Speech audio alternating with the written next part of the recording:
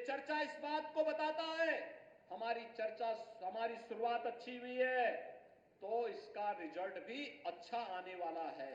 और अच्छे परिणाम के लिए अच्छी सरकार आवश्यक है, अच्छे प्रतिनिधि आवश्यक है, रुचि लेने वाले प्रतिनिधि आवश्यक है।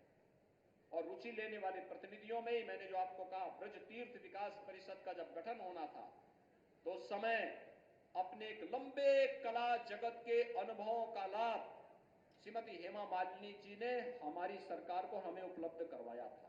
और कैसे इसका गठन होना है, कैसे कार्यक्रम आगे बढ़ेगा, कैसे हम इस चीज को आगे लेके चल सकते हैं, यहाँ की कला, यहाँ की संस्कृति, यहाँ की परंपरा भी, यहाँ की वो भी संरक्षित रहे, लेकिन यहाँ का विकास भी हो, ये सभी कार्यक्रम आगे बढ़ रहे थे।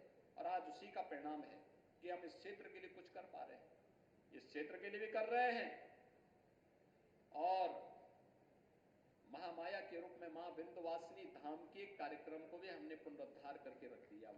कभी जाइए आप विंध्यवासिनी धाम में, विंध्यवासिनी धाम में कभी जाइए आप।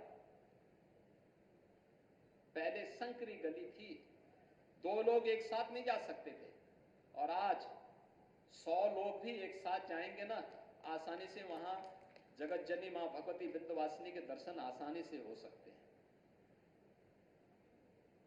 क्या ये काम सपा बसपा और कांग्रेस के लोग करते? क्या काशी विश्वनाथ धाम का काम ये लोग कर पाते? क्या मां विंध्यवासिनी धाम में जो काम हो रहा है, जो काम हुआ है, क्या ये लोग कर पाते? मथुरा, वृंदावन, बरसाना में, ब्रज क्षेत्र में जो कार्य हो रहा है, क्या ये लोग कर पाते? अयोध्या में जो कार्य हुआ है, क्या ये लोग कर पाते? व्यापारी और बेटी को जो सुरक्षा मिली है, क्या ये कांग्रेस, सपा और बसपा के लोग कर पाते? इनकी तो व्यापारी के लिए भी और बेटी के लिए भी इनकी धारणा क्या, इनकी मानसिकता क्या है, इनके भाषणों से आप सुन सकते हैं। जब ये लोग कर ही नहीं सकते, न ये विकास करा सकते, न देश को सुरक्षा दे सकते हैं, न हमारी आस्था का सम्मान ही कर सकते हैं, न गरीब कल्याण ही का काम कर सकते हैं, और न बेटी और व्यापारी को ही सुरक्षा दे सकते हैं, तो देश को इस बोझे को क्या लेकर के चलने की आवश्यकता है? चलने की आवश्यकता है क्या? मैं एक प्रश्न आप मथुरा वासियों से पूछना चाहता हूं, क्या इन लोगों से कोई आप उम्मीद करते हैं क्या? जब उम्मीद नहीं करते हैं तो फिर अपना वोट खराब क्यों करना चाहते हैं? ये वोट, ये जो मतदान देने की हम अपील कर रहे हैं, इस आधार पर कर रहे हैं कि वर्तमान भी हमारा सुरक्षित और उज्जवल रहे और भविष्य भी उन्नत और उन्नति की नई पराकाष्ठा को प्राप्त करके विकसित भारत की संकल्पना को हम अपनी आंखों से देख सकें।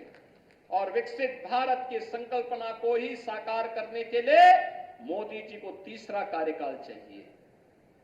तीसरे कार्यकाल के प्रथम 3 वर्ष में भारत दुनिया की तीसरी बड़ी अर्थव्यवस्था बनेगा।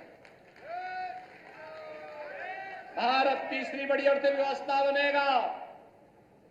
हर भारत की इनकम कई गुना बढ़ेगी, हर भारतवासी की इनकम बढ़ेगी, इंफ्रास्ट्रक्चर के कार्य और द्रुत गति से आगे बढ़ेंगे।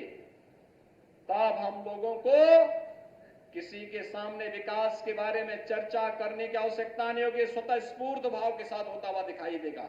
और इसी का आह्वान करने के लिए आज मैं आपके पास आया हूं। मथुरा लोकसभा सीट पर तीसरी बार श्रीमती हेमा मालिनी जी आपके बीच में है। पिछली बार यानी पिछली 2 बार जितने वोटों से आपने जिताया है, इन दोनों को जोड़ करके जितना बनेगा उससे ज्यादा वोटों से जिताने की जिम्मेदारी आपको सौंप रहा हूं। सहमत हैं? सहमत हैं? सभी लोग सहमत हैं? सभी लोग सहमत हैं? दोनों हाथ उठाकर मेरे साथ बोलेंगे फिर, भारत माता की, भारत माता की, भारत माता की, भारत माता की, वंदे वंदे वंदे वंदे।